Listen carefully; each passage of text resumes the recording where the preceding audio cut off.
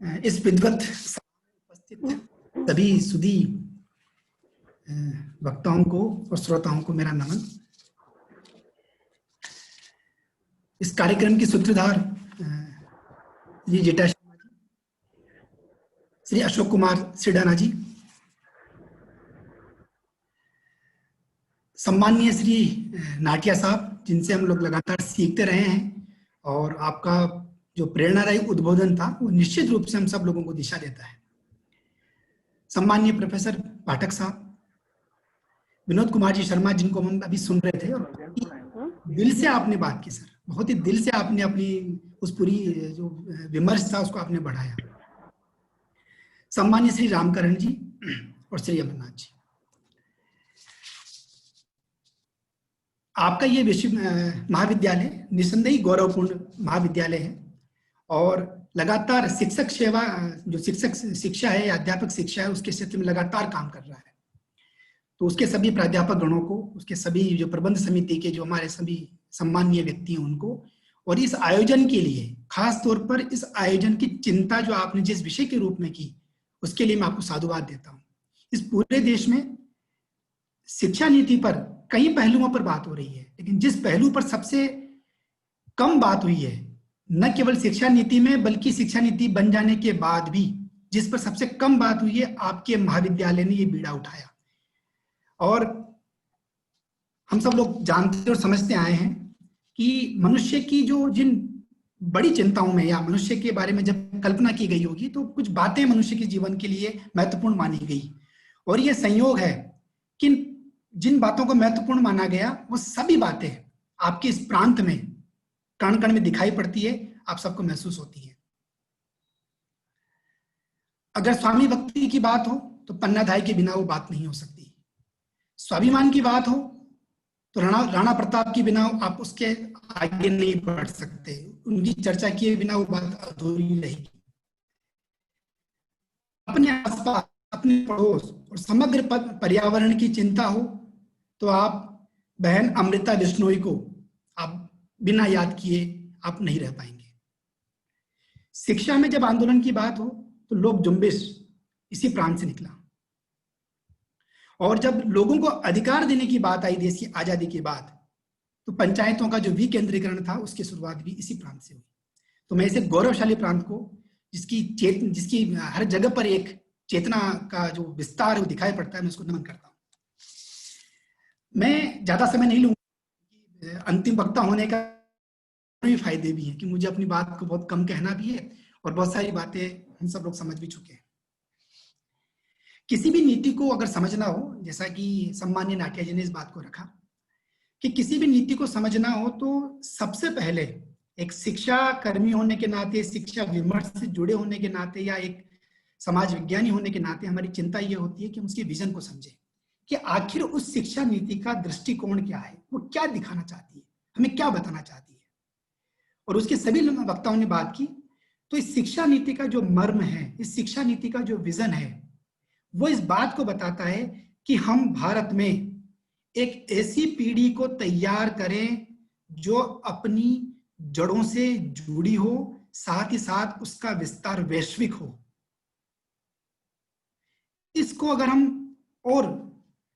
संक्षिप्त रूप में समझना चाहें या यूं कह सकते हैं, अगर इसको बहुत साफ साफ तौर पे समझना चाहें तो हम इस बात को पाते हैं कि हम एक ऐसे देश की कल्पना करने जा रहे हैं या साकार करने जा रहे हैं जो सही मायने में उपनिवेशीकरण का मानस हो। यानी कि हम लोग भारत में इस शिक्षा नीति के माध्यम से डीकोलोनाइज इंडियन माइंड को बनाना चाहते हैं, जिसकी चिंता हम लगातार करते आए हैं। इतना ही नहीं, ये शिक्षा नीति इस मायने में भी अनूठी है कि जिस भारतीय बोध की, जिस भारतीयता के गौरव बोध की हम बात कर रहे हैं, ये गौरव बोध की समाप्ति को इन 70 सालों में नहीं देखती है। ये इस बात की चिंता करती है कि इस गौरव बोध को जो लगातार समाप्त किया गया, ये पूरा गौरव बोध, ये गौरव बोध को अगर हमें समझना है या जानना है तो हमें इस ब्रिटिश कालीन समाज से पूर्व, यानी कि जब हमारे पास ब्रितानी हुकूमत थी उससे पूर्व से लेकर अब तक हमें इस पूरे गौरव बोध को समेटना होगा। और ये गौरव बोध न केवल भारतीयता का अनुभव करना है, बल्कि हमारे भारतीयता को न केवल ज्ञान में, न केवल कौशल में, मूल्य और सोच के रूप में भी हमें भारतीय पीढ़ी का निर्माण करना है। हमें भारतीय पीढ़ी का निर्माण रंग रूप के आधार पर नहीं करना है। हमें भारतीय पीढ़ी का निर्माण, भारतीय गौरव बोध के साथ जिंदा रहने वाली उस पीढ़ी का निर्माण हमें उसके सोच और मूल्यों के आधार पर करना है, जो न केवल अपने व्यवहार में, बल्कि अपने एक्शन में और अपने आइडिया में भारतीय हो, जो सोचे भी भारतीयों की तरह, काम भी भारतीयों की तरह करे और विचार भी भारतीयों की तरह करे, उसका रहन सहन भी भारतीयों की तरह हो। पर यह तब संभव होगा जब हम जड़ें मजबूत करेंगे, और जड़ मजबूत होगी तो हम वैश्विक चुनौतियों के साथ अपने आप को हमेशा के लिए खड़ा कर पाएंगे। यह शिक्षा नीति निसंदेह अपनी पूर्ववर्ती नीतियों से कई मायनों में विशिष्ट है। मैं कुछ की यहाँ चर्चा करूंगा, समय के अभाव में सब पर संभव नहीं होगा।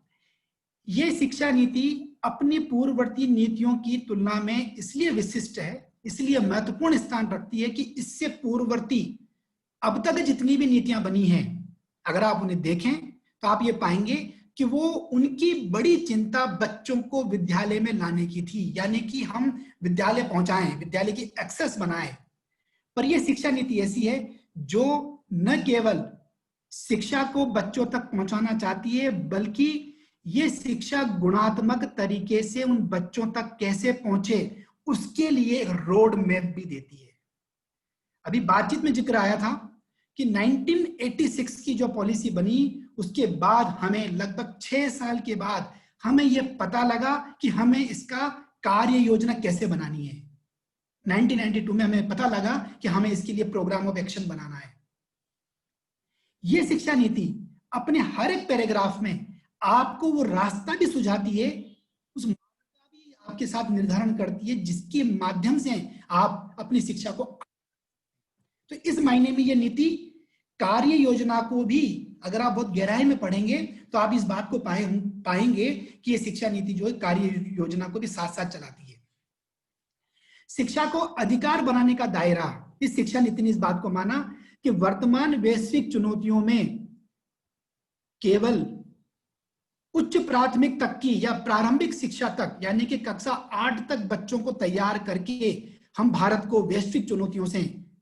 के सामने खड़ा नहीं रख सकते, भारत के बच्चों को उनके सामने खड़ा नहीं कर सकते। इसलिए शिक्षा नीति ने 18 साल तक की उम्र तक के बच्चों को एक अनिवार्य शिक्षा देने की तरफ कदम बढ़ाया है, क्योंकि वो जानती है कि जो ज्ञान कहा जाता है कि थ्रेशोल्ड लेवल पर नहीं होगा, वो देश में, उन समाजों में, नागरिकों में कोई परिवर्तन नहीं कर पाएगा। साथ ही साथ ये शिक्षा नीति इस मायने में भी अनूठी है कि ये बच्चे की क्षमता को न केवल पहचानती है, बल्कि उसका सम्मान भी करती है, और सम्मान करने के साथ साथ उसको विकास की तरफ भी बढ़ाती है। अगर आप देखें तो आप इस बात को पाएंगे कि यह शिक्षा नीति बच्चों की क्षमताओं की पहचान के साथ साथ, उनको सम्मान दिलाने के साथ साथ, और उनको कैसे विकसित किया जाए इसके लिए एक पूरा खाका तैयार करती है। साथ ही साथ जो बहुत महत्वपूर्ण बात है, और मैं इसके लिए शिक्षा नीति के तो जो चुनिंदा लोग रहे हैं जिन्होंने इस पर काम किया, उनको मैं इस बात के लिए धन्यवाद दूंगा कि शिक्षा नीति ने, आप सब लोग, हम सब लोग उस पीढ़ी की पैदाइश हैं जहां पर एक बार अगर आपका पाठशाला में जाना छूट गया तो उस पाठशाला के दरवाजे उस समाज के लिए, उस व्यक्ति के लिए हमेशा हमेशा के लिए बंद हो जाते थे। और जिनके लिए पाठशाला के दरवाजे बंद हो गए, उन समाजों से, उन व्यक्तियों से अगर आप उनकी पीड़ा को अगर उजागर करें या उन पर बातचीत करें, क्योंकि आप शिक्षा विमर्श से जुड़ रहे हैं, तो ये मेरा आपसे निवेदन है, तो आप इस बात को पाएंगे कि वो अपने जीवन में इस लालसा के साथ इस पूरे लोक से चले जाते थे कि हमें शिक्षा का दोबारा मौका नहीं मिला। इस शिक्षा नीति ने शिक्षा को इस रूप में परिभाषित किया कि जीवन जीने के लिए जो शिक्षा की अनिवार्यता है, यह अनिवार्यता उस व्यक्ति के लिए जीवन पर्यंत रहे। वो जब चाहे, जब उसको उस तरह की सुविधाएं मिले, उसकी मानसिक स्थिति उस तरह की हो, तब वो विद्यालय में या उच्च शिक्षा केंद्रों में वापस आ सकता है। तो ये बहुत बड़ा योगदान है ऐसे समाज के लिए जहां पर ज्ञान के आधार पर ज्ञानवान समाज का आप निर्माण करना चाहते हैं। मित्रों, मैं इस बात को आप सबके सामने कहूंगा कि 21वीं सदी के नागरिक का निर्माण करना, वैश्विक नागरिक का निर्माण करना इस शिक्षा नीति की मूल आत्मा है।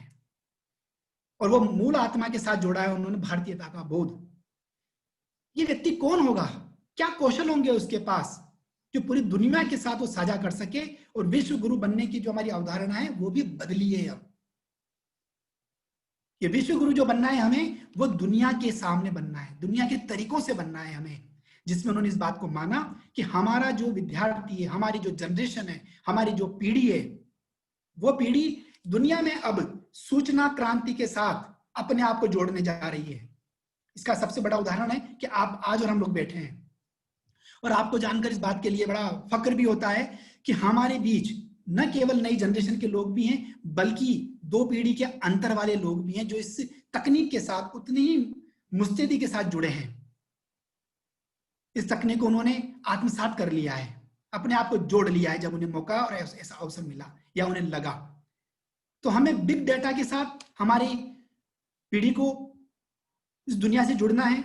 मशीन लर्निंग के साथ हमें जुड़ना है, और हमें आर्टिफिशियल इंटेलिजेंस के साथ जुड़ना है। और जब आप इस तरह की अवधारणा के साथ अपनी जनरेशन को जोड़ना चाहते हैं, तो सबसे महत्वपूर्ण चीज होती है कि अब हमें हमारे समाज में, हमारे आने वाली जनरेशन में सॉफ्ट स्किल, या यूं कहें कि हमें कुछ खास तरह के संज्ञानात्मक कौशलों का इस्तेमाल करना है। दुनिया में अब चिंता शारीरिक श्रम या शारीरिक उसकी नहीं होती है। अब दुनिया जो है आपके मानसिक योग्यता, मानसिक श्रम से आगे बढ़ रही है, और अब हमें ऐसी पीढ़ी को तैयार करना है जो मानसिक श्रम, मानसिक योग्यता और मानसिक दक्षता के साथ हम लोगों को आगे बढ़ाए। और इस महीने में आप इस बात को पाएंगे कि सॉफ्ट स्किल के साथ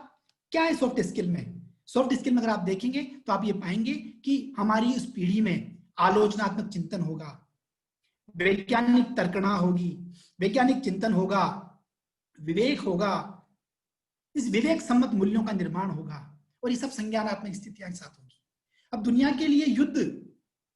या अशांति का होना एक भौतिक स्थिति नहीं है। अब अशांति या युद्ध एक मानसिक अवस्था है, और मानसिक अवस्था से आप लगातार जूझते हैं, उस युद्ध से लगातार जूझते हैं। सॉफ्ट स्किल होंगे तो आप अपनी बातचीत में, आप देखते हैं परिवार में, समाज में, दुनिया में जो व्यक्ति के संबंध है, वो व्यक्ति के संबंध सिर्फ थोड़ी देर बातचीत में ही, थोड़ी देर की बातचीत के साथ ही आपकी बड़ी बड़ी चिंताएं दूर हो जाती हैं। ये सॉफ्ट स्किल अब हम ऐसी हमारी पीढ़ी को देने जा रहे हैं। एक और बात जो मुझे इस शिक्षा नीति के हवाले से आप लोगों तक पहुंचानी है कि प्रथम विश्व युद्ध के बाद दुनिया को यह चिंता थी कि दुनिया में शांति की स्थापना कैसे होगी। तो गांधी जी से कहा गया, गांधी जी का एक संस्मरण है, उनसे कहा गया कि हमें दुनिया के लिए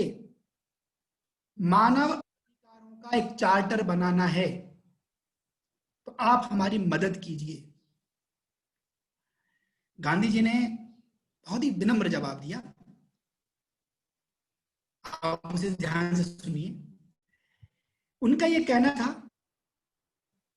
कि अगर दुनिया में मानव के कर्तव्यों का चार्टर बनाना हो तो मैं सहर्ष अपने आप को उपयुक्त मानता हूं, और मानव के अधिकारों का चार्टर बनाना हो तो मुझे लगता है कि मैं उसके लिए उपयुक्त नहीं हूं। मनुष्य की पहचान मनुष्य के कर्तव्यों के दौरान तय की जाती है। और ये शिक्षा नीति बहुत मोटे तौर पर अगर आप देखेंगे तो आप इस बात को पाएंगे कि इस शिक्षा नीति ने मानव के कर्तव्य बोध के लिए एक पूरा का पूरा रोड मैप तैयार किया है,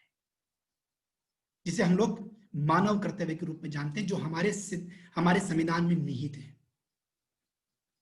और मानव के कर्तव्यों का बोध कराकर ही हम एक शांतिपूर्ण दुनिया की स्थापना कर सकते हैं या उसके रास्ते तक पहुंच सकते हैं। सबसे बड़ी चिंता और जिसका समाधान इस शिक्षा नीति ने किया वो ये कि अब तक आप ध्यान दीजिए इस बात पर, जहां मैंने इस बात को कहा कि यह नीति अपनी पूर्ववर्ती नीतियों में क्यों विशिष्ट है, क्यों इसको सम्मान दिया जाना चाहिए, उसके पीछे कारण जो है, जो बड़ा तर्क है, वो एक तर्क में ये भी है कि अब तक की सभी पूर्ववर्ती नीतियों ने शिक्षक, एक श्रेष्ठ शिक्षक की जो कल्पना की है वो उसके विषयगत ज्ञान के आधार पर किए, कंपिटेंसी के आधार पर किए, दक्षता के आधार पर किए, कि अगर आपको विषय का ज्ञान है तो आप पढ़ा सकते हैं। ये शिक्षा नीति इस बात को मानती है कि शिक्षक पैदा नहीं होते, शिक्षक बनाए जाते हैं। और शिक्षक कैसे बनाए जाते हैं, उसके लिए इस शिक्षा नीति ने इस बात को कहा कि जब शिक्षकों को उनकी सेवा शर्तों को आप उत्कृष्ट बनाएंगे, उनके लिए कार्य सम्मत संस्कृति का निर्माण करेंगे, उनके लिए आप ऐसे नियामकों का निर्माण करेंगे जो उन्हें मजबूती देते हो, जैसा सम्मान्य नाटिया जी ने भी इस बात का उदाहरण दिया। कहा उन्होंने कि एनसीटी के रेगुलेशन को अगर आप देखेंगे तो आपको विरोधाभास प्रतीत होगा, ये बात सही है। तो ये शिक्षा नीति उन नियमों का निर्माण करेगी जो शिक्षक को सम्मान दिलाते हैं, शिक्षक को मजबूती देते हैं, शिक्षक के प्रति उस शिक्षक को असुरक्षा की भावना से बाहर निकालते हैं और एक संस्कृति का निर्माण करते हैं।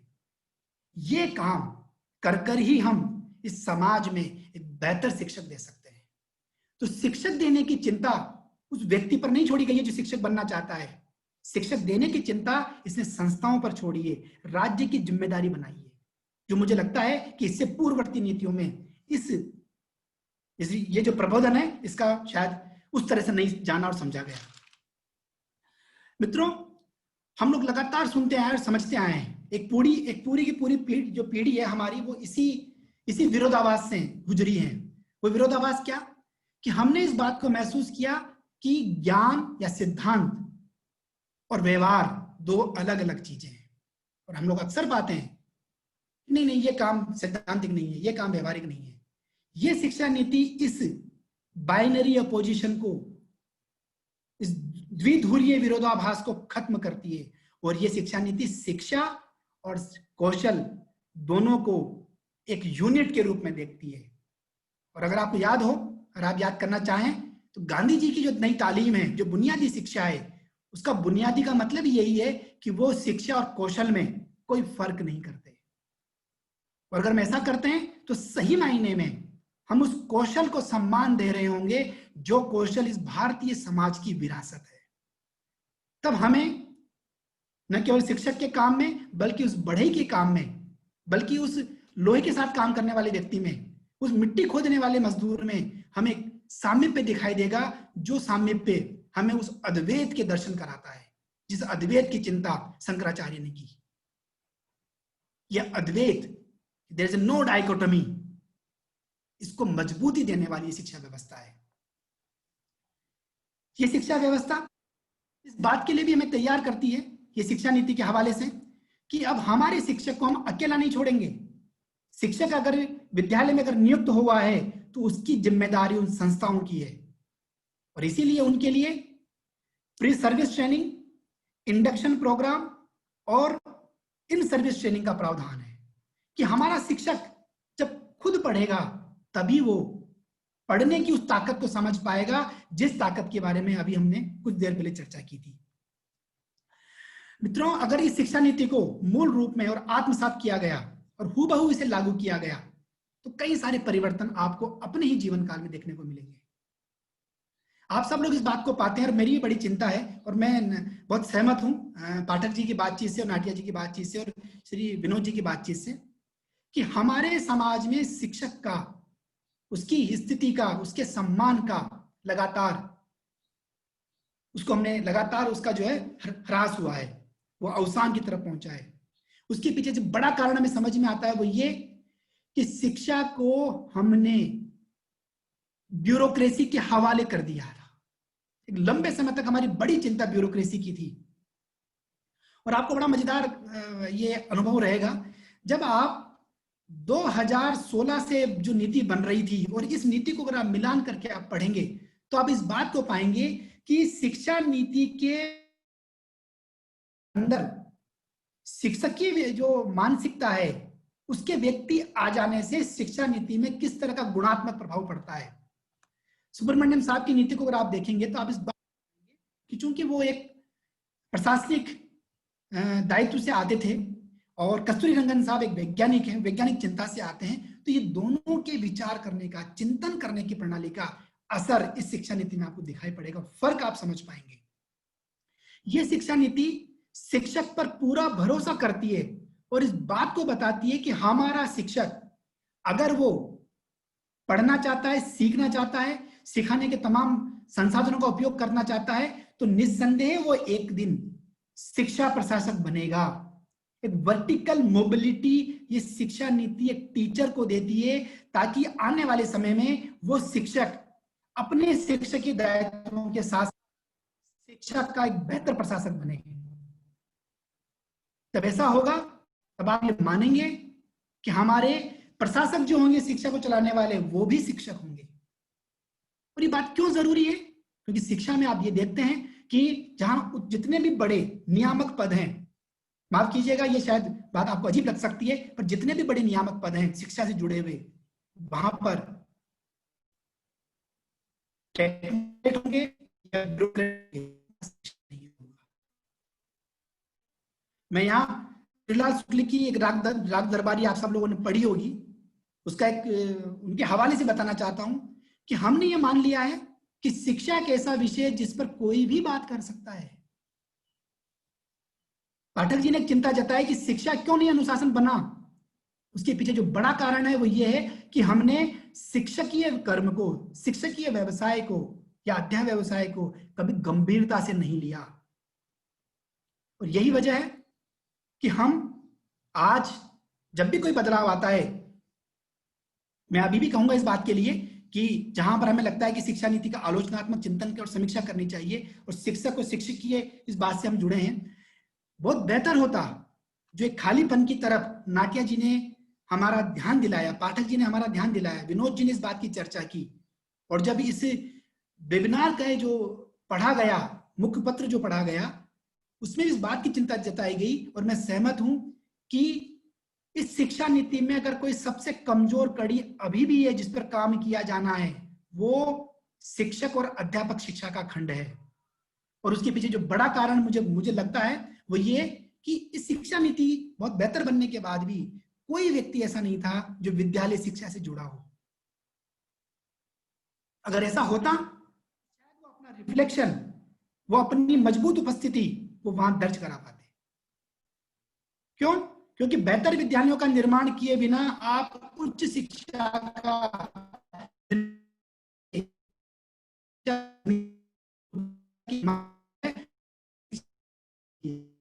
विद्यालय शिक्षा होती है। दूसरी बात कि जहां पर एक और बात जिस पर हमें ध्यान चाहिए वो ये कि इस शिक्षा नीति ने बहुत सारी गंभीरताओं के साथ साथ जहां हमें अभी लगता है कि अभी और बात की जा सकती है और ये चिंता अब दिखा सकते हैं, वो ये कि शिक्षा नीति ने इस बात की चिंता की कि अगर कोई शिक्षक संस्थान कंपोजिट मोड में नहीं है, स्टैंड अलोन नहीं होगा, हम इसकी व्यवस्था करते हैं और अगर ऐसा होता है तो हम उसकी मान्यता को रद्द कर देंगे या उसको हम मान्यता नहीं देंगे, उसको बंद करना होगा। और बेहतर, स्वागत योग्य कदम है, पर यह और बेहतर होता जब हम ये भी लगाते, ये चीज भी तय करते या नीतियों में ये चीज भी आती या हमारी कार्य प्रणाली में चीज आ जाती कि अगर कोई शिक्षा संस्थान अपने शिक्षकों को समान काम समान वेतन नहीं देता है, उनकी सेवा शर्तों का सम्मान नहीं करता है, उनकी अस्मिता का सम्मान नहीं करता है, तो ऐसे शिक्षा संस्थाओं को भी समाज में खुले रहने की आवश्यकता नहीं है। निजीकरण का तकलीफ हम सब लोग लगातार देख रहे हैं। तो अगर ऐसा होता तो निश्चित रूप से ये शिक्षा नीति अभी और अपनी ऊंचाइयों को छू रही थी।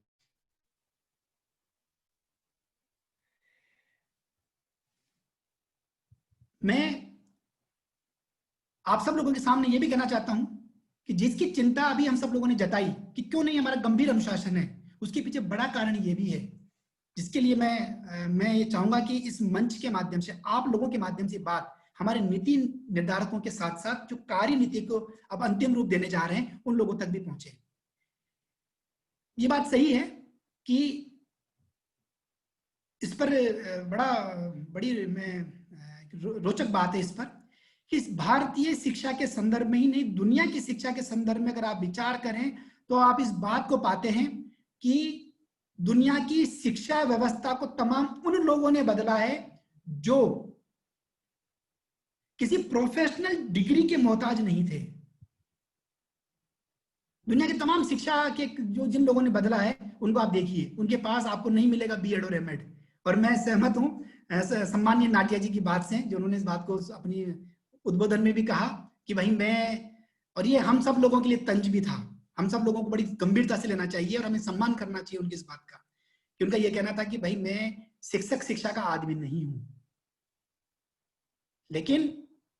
अब शिक्षक शिक्षा का आदमी होने का जो उनका आशय था वो ये था कि वो उस तरह की जो प्रशिक्षण की विधा है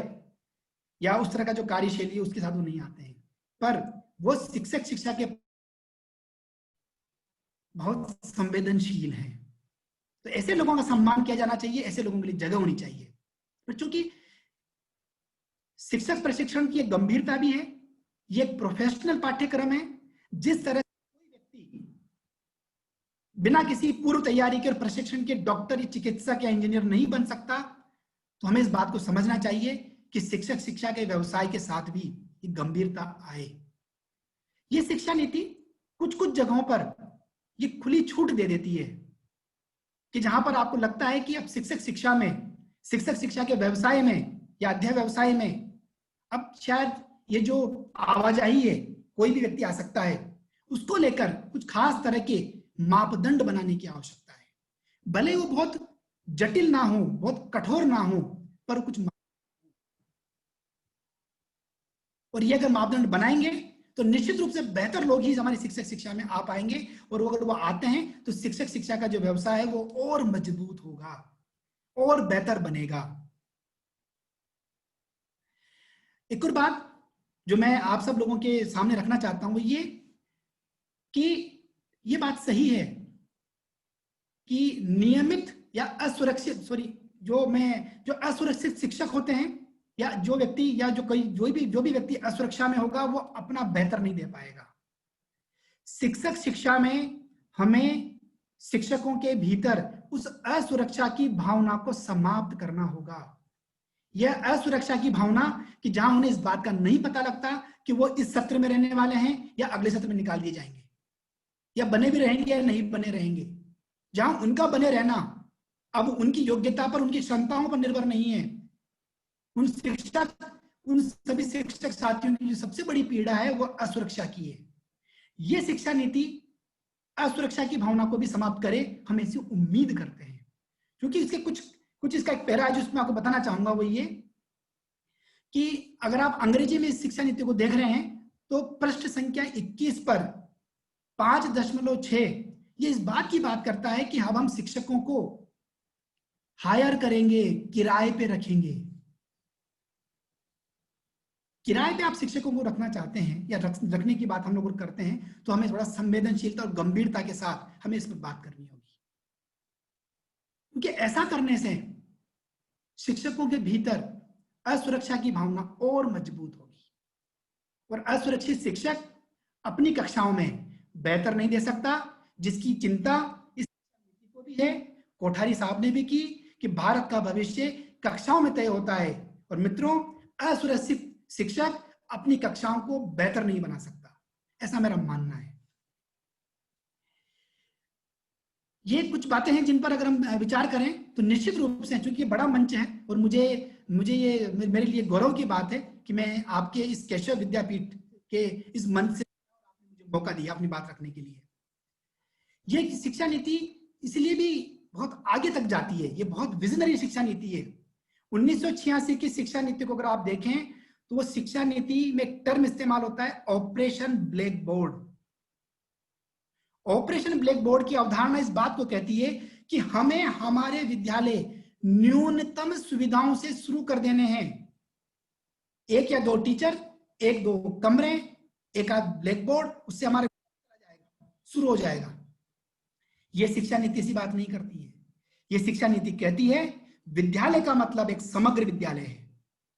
जहां पर इस तरह की आधी अधूरी सुविधाओं के साथ हम हमारे देश के भविष्य को गढ़ नहीं सकते। हमारे पास इंफ्रास्ट्रक्चर होगा विद्यालय में, सुविधा युक्त हवादार बड़े कमरे होंगे, इमारत होगी, पानी की व्यवस्था होगी, बिजली होगी, बच्चों के लिए खेलने का मैदान होगा, पुस्तकालय होगा, पर्याप्त शिक्षक होंगे। इन सब के अलावा बच्चों के लिए रोचक और मनोरंजन गतिविधियों करने के लिए भी व्यवस्थाएं होंगी। ये पूरी विद्यालय की अवधारणा है, जो ऑपरेशन ब्लैक बोर्ड की अवधारणा से बहुत ज्यादा प्रगतिशील अवधारणा है। और इसका हमें लगता है कि शिक्षा नीति के नीतिकारों के लिए और हम सब लोगों को इसके लिए उनका साधुवाद देना चाहिए। मित्रों, चूंकि समय का अभाव है, मैं इन्हीं सब बातों के साथ अपनी बात को मैं विराम दूंगा। और पुनः